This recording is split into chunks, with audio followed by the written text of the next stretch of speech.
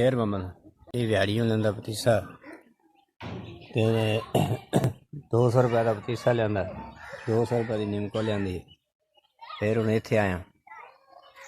चिकड़ा ही टुरया बदा तेरे पर भी आप तेरे सामने काल दे चिकड़ ने आई टुरे बदे हैं सारा दीवार मौसम खराब है अज चिकड़ा ही टुरे बदे हैं कल दे घर बैठे रहे हैं अज आए हैं बालों की रोजी वास्ते टुरे बदे हैं। सुबह का टुरया हूँ मैं शाम को 5-6 बजे जाना घर वेला होना मुड़ घर जासूँ कबाड़िए को बैसूँ उत्थों कबाड़ शबाड़ बिछेसूँ मुड़ घर बैसूँ मोड़ को सब्जी को दाल पानी लाया सू मोड़ 12 देसूँ और के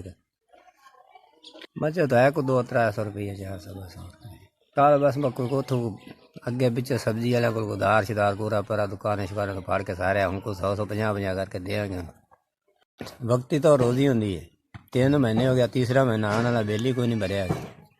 2 महीने का शार्ट होया तीजे महीने का आने वाला फिर पाट वही रेस हूँ तीजे महीने का जो लिया कोई कह तो पाटा के दार मुदार कार तो मुड़ो ना दे सुन के करे 200-250-300 रुपये मोटरसाइकिल का आपका खर्चा हो जाता 200-250-300 घर का खर्चा करके औखा सौखा वक्त पास कर दे मैं और कुछ पूरे वधे मजबूरी तो होर कारोबार कोई नहीं होर सरकार कोई नहीं कोई काम कोई नहीं और ना कोई हिसाब किताब है ना कोई पैसा पाए भी जरा बंदा बैठ को कर ले यही इतने जो कि हूँ ये करना है होर के करें 4000 SVS 4000 रुपया है SVS वाले ने मैंने 4000 रुपये बचाया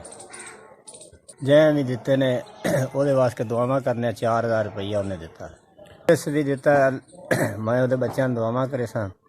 4000 रुपया दिता जिस भी आदमी दिता अल्लाह को जन्नत देवे अल्लाह ताला उन्हें हज करावे मेरे बाल वो वास्ते दुआ करे सन बिजली का बिल अदा करे सो